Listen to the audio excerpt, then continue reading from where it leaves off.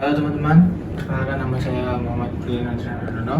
Saya dari Institut Teknologi Telkom Surabaya, jurusan dari Prodi Sistem Informasi.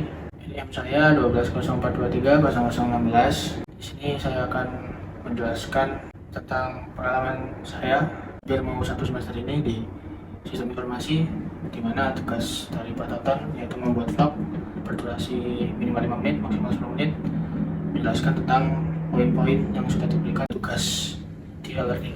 Pertama, ada apa sih sistem informasi? Jadi sistem informasi itu ada dua komponen, yaitu ada sistem, ada informasi. Nah, sistem ini adalah mengkombinasikan antara aktivitas manusia dengan menggunakan teknologi untuk mendukung manajemen aplikasi operasional. Kedua, ada informasi. Informasi itu adalah satu data yang dikumpulkan dan dikelola dan disatukan menjadi suatu informasi yang relevan. Jurusan sistem informasi ini bisa dibilang pada saat sekarang banyak diminati oleh kalangan remaja dan anak muda karena prospek kerjanya yang meyakinkan serta gabungan antara manajemen komputer dan IT-nya itu yang dicari. Secara rumpun ilmu informatika, di sini sepengetahuan saya bahwa secara rumpun ilmu informatika yang dimana ilmu informatika ini ada di sebelum tahun 1990 dan setelah 1990. Yang sebelum 1990 itu masih berbentuk hardware, software, dan bisnis IS.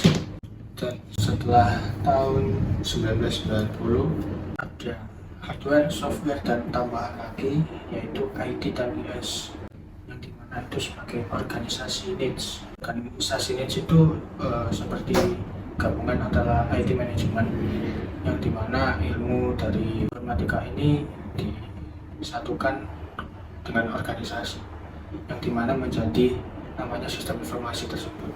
Poin yang ketiga adalah belajar apa saja sih di sistem informasi.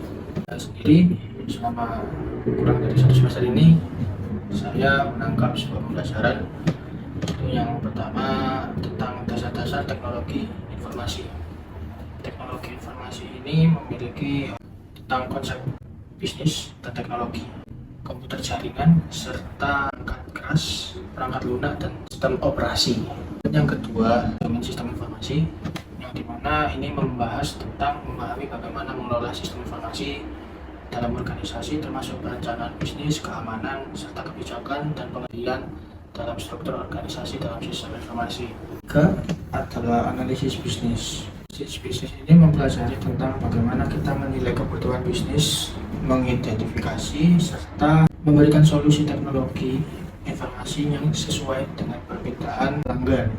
Yang keempat ada sistem enterprise, yang dimana fungsi dari sistem enterprise tersebut ini memahami sistem informasi perusahaan besar yang mencakup berbagai modul seperti ERP, Enterprise Research Planning, dan CRM, yaitu Customer Relationship Management. Jurusan sistem informasi ini juga menekankan aspek-aspek spesifik seperti halnya mengembangkan web, mengembangkan kecerdasan buatan, menganalisis bisnis, manajemen, dan proyek IT, dan keamanan informasi, yang dimana ini tergantung pada konsep dan fokus kalian masing-masing. Dan berikutnya kita juga belajar tentang cara berkomunikasi dan berorganisasi dengan baik, yang dimana itu masuk dalam pembelajaran di sistem enterprise. Itu kita dapat belajar cara berorganisasi pada perusahaan yang sudah besar, masuk pada konsep ERP. Ini hanya belajar aja ya, ERP. ERP itu yang Enterprise Resource Planning.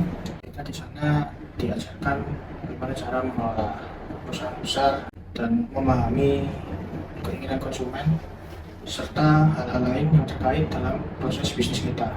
Masuk poin kelima, yaitu prospek kerja apa aja sih yang di sistem informasi ini.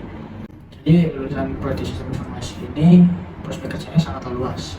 Prospek kerja yang pertama mungkin sebagai data analis. Data analis itu tugasnya untuk mengumpulkan data, menganalisis data, serta menginterpretasikan untuk membantu pengambilan dari keputusan bisnis. Analis ini perannya sangat penting untuk keputusan bisnis kita, mengingat ini sebagai alat bantu untuk pengambilan keputusan bisnis yang sangat krusial.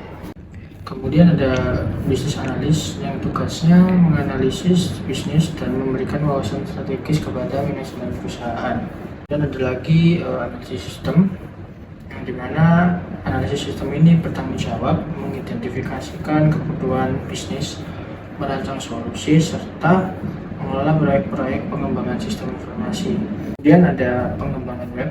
Pengembangan web ini ya membuat web, mengelola sistem dalam situs web, aplikasi web dan perusahaan dari klien.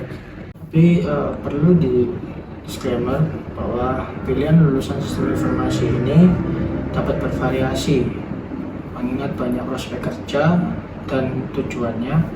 Balik lagi kepada minat dan bakat Anda jago di mana dan Anda mempunyai ahli di mana.